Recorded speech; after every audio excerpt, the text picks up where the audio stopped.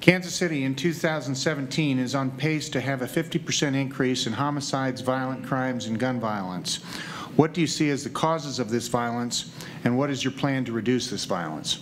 I don't know what the root cause is. I mean, we all know there's economic issues, there's systemic issues wrong with society and all kinds of things like that. I don't know that the police department can address all those.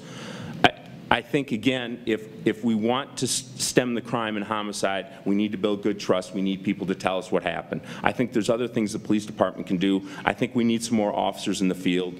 I think police need to be a presence where we know we have an area that's very concentrated where most of the homicides occur. There's a study out that says 20-some% of Chicago homicides started or were initiated off of some sort of social media.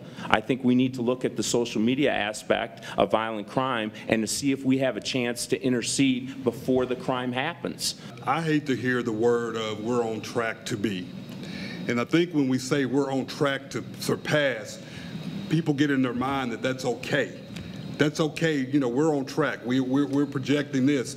And so my thing is, we shouldn't be projecting any homicides at all. With every homicide victim, there's a story. And the police department has a responsibility, and the community has a responsibility to find out what that story is. What I found out, if officers know the story, then they know where to start working, and then they become passionate about it, and they want to, more than ever than before, find out the solution. What new tactics would you implement, and how would you improve existing methods of policing in the Kansas City area? Luckily, Center Zone, in December of last year, we embedded the first social service coordinator in our department's history within the department. So what we're looking at is approaching problems from a different angle, from a social service worker angle rather than a uniform angle. She developed a great relationship with the kids on the plaza. Well, we noticed a couple weeks before curfew, we weren't having the kids. Usually we had high arrests those weekends. When we got to the day the curfew was implemented we did it the weekend after Memorial Day, we had 18 kids. We basically offered them a ride off the plaza they wouldn't give us, and they were the only arrests on the plaza. Since that weekend, we haven't had any others. We have had 0 problems of youth on the plaza. So I think those are the innovations we need in the police department. Most of our data is shared inside. And I think one of the things that is really viable in the community, if you take that data, that real-time data out into the community, I could sit here all day and I can tell you what's happening with a crime here and a crime here, and we've got this cluster. But you have to actually explain what those clusters are. You have to actually explain what you're looking at and how you're taking that information and how you're making a difference. I don't think we do that in policing, and I think this is a great opportunity for the Kansas City Police Department to actually do that. Please detail your experience with officer-involved shooting. What was your role and how did you handle the situation? Well, I've been involved in one and I've investigated many. Police shootings are our most, obviously critical decision in the police department. It needs to be reviewed. It needs to be addressed correctly. There's a lot of training aspects that come out of this. We get smarter from every police shooting if we review it. I sit on the retirement board. We lose more officers who are shooters than get shot. 30 seconds. They become involved in the shooting process, and it overcomes them with either guilt or some sort of mental health issues, and we lose them. We need to do a better job up front of making sure our employees know what the process when they're involved. Going out on the scene of an officer-involved shooting, the first thing that I want to know is everyone okay? That's just so comforting for an officer to know that, not what happened right off the bat, but that's so comforting for an officer to know that the chief is at least cares about what just happened. You're not saying they're innocent, you're not saying they're guilty, you're not saying they violated policy, but you're checking on the well-being of that officer.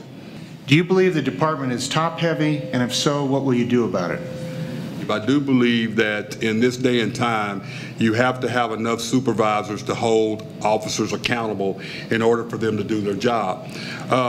Without getting into the weeds, you know, what I've seen from the organization is that it's worked all of these years. I hear that word top heavy a lot, and I think one of the things that we don't do as a profession very well is explain the purpose of a deputy chief and the purpose of a major and the purpose of a captain and the purpose of a sergeant. The bottom line is you want to have the right amount of supervisors. You don't want to overload a supervisor with officers because they can't effectively supervise. If there's a position that can be civilianized, I think that's a good take, but there's also, that report looked at just one aspect, and that's a financial aspect about having a civilian employee or a police leader in that position.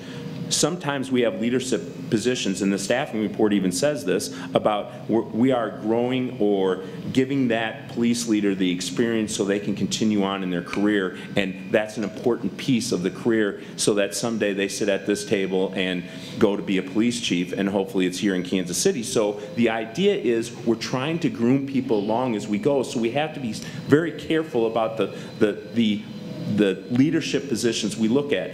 What are a few things citizens can do on a daily basis to help fight crime other than being law-abiding themselves? Well, law-abiding really helps, if anyone knows. It really helps. So thank you for those of you that are law-abiding. You know, again, and I know I'm kind of repeating myself as we go through these questions, but the idea is we have strong neighborhoods. We have people who want good things for their neighborhood. One of the things at Center Zone and East, I had neighborhood leader forums, and I would have all the neighborhood leaders come to the station, and we would talk about different issues, and hopefully the neighborhood leaders would learn from each other. And I would say to them, the most important thing you can do is have a picnic or a social event and get your neighbors out and know who they are. Number one, never hide your head. Number two, don't be surprised what's happening in your community or in your town. Number three, never think that you can't be a victim. Understand what a victim is. When we talk about victims, more people think we're talking about victims of violent crime. Anytime property is taken from you or any time that you're put in a position where you're scared, you're a victim.